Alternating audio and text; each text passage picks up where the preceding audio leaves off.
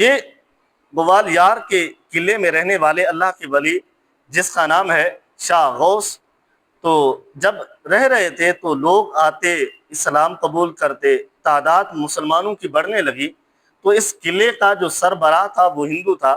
تو اس کو کسی نے جا کر کہا کہ اگر اسی طرح رہا تو یہ ہمارا قلعہ ان مسلمانوں نے فتح کر لینا ہے، سارے پھر مسلمان ہوں گے تو ہماری حکومت ہی نہیں رہے گی، کوئی ایسا کام کرو کہ ان کو یہاں سے نکال دو، جب یہ یہاں سے چھوڑ کر چلے جائیں گے تو پھر مسلمان کوئی نہیں ہوگا، تو ہماری حکومت بھی قائم رہے گی، ہمارے ہندو بھی قائم رہیں گے۔ تو جو وہاں کا گورنر تھا اس نے سرکاری آرڈر کے ذریعے سے حضرت شاہ غوث گوالیاری کو اس قلعے سے نکال دیا گیا، حکم دیا کہ آج شام سے پہلے پہلے، سورج غروب ہونے سے پہلے پہلے ہماری سلطنت، ہماری حدود سے تم نے چلے جانا ہے۔ تو یہ جب جانے لگے، جاتے ہوئے ان کے جو مریدین تھے، ان کے جو ماننے والے تھے، وہ بھی سارے جا رہے ہیں، تو ان کی جو نواسی تھی وہ بھی ان کے گھوڑے میں ان کے پیچھے سوار تھی۔ ان کا بیٹا بھی کوئی نہیں تھا، ان کی بیٹی بھی کوئی نہیں تھی، صرف ایک نواسی تھی، اور اس کی عمر بھی تقریباً 5 تو 7 سال تھی۔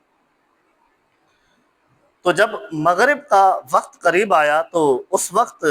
جو ان کا قلعہ تھا ہندوؤں کا، تو اس کے حدود سے کراس کرنے لگے۔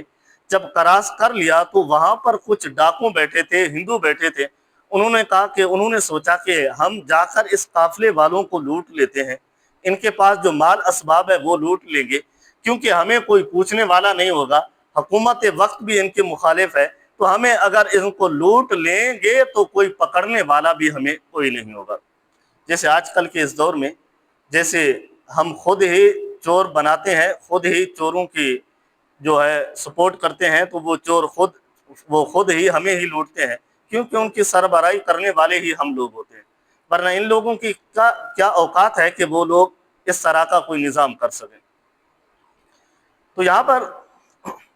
اس انداز کو پھر جب وہ چلے تو ان ڈاکوؤں نے سوچا کہ ہم ان کو لوٹ لیتے ہیں، لوٹنے کے لیے قافلے والے جتنے بھی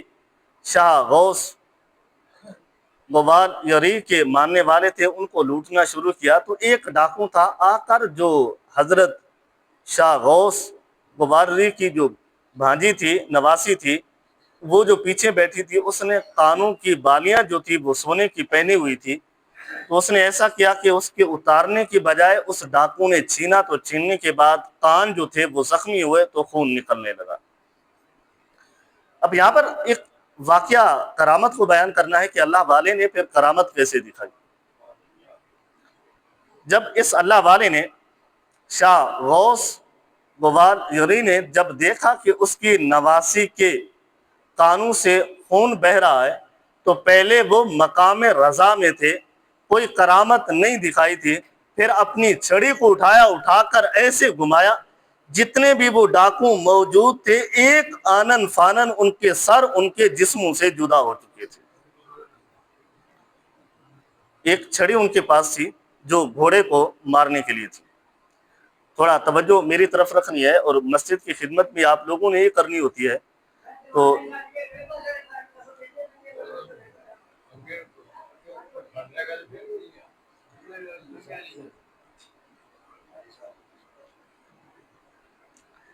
اب اس انداز کو دیکھیے کہ اللہ کے ولی نے پہلے جب نکلے تھے کرامت نہیں دکھائی، جب وہ ڈاکو آئے تو بھی کرامت نہیں دکھائی، جب انہوں نے لوٹنا شروع کیا کرامت نہیں دکھائی،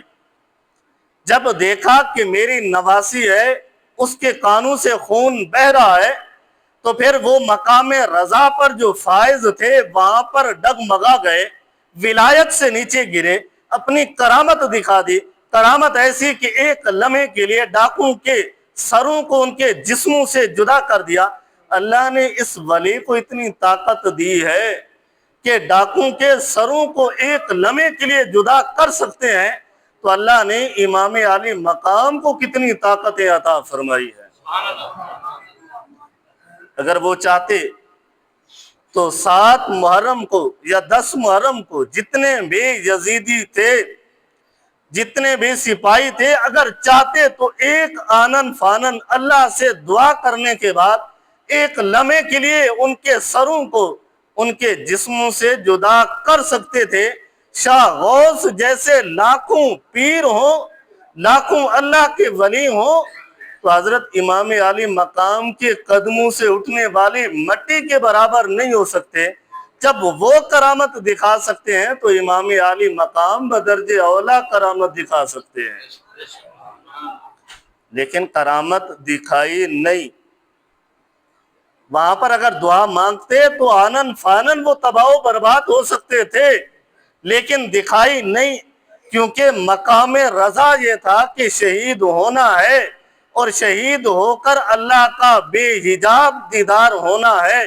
تو سامنے بچے شہید ہوتے رہے، مقام رضا پر قائم رہے، اللہ کی رضا پر راضی رہے، تو امام عالی مقام کا نام اس لیے مقام رضا ہے کہ شہید ہوتے ہوئے بھی ان یزیدیوں کے لیے کوئی دعا ایسی نہیں کی جو سارے کے سارے تباہ و برباد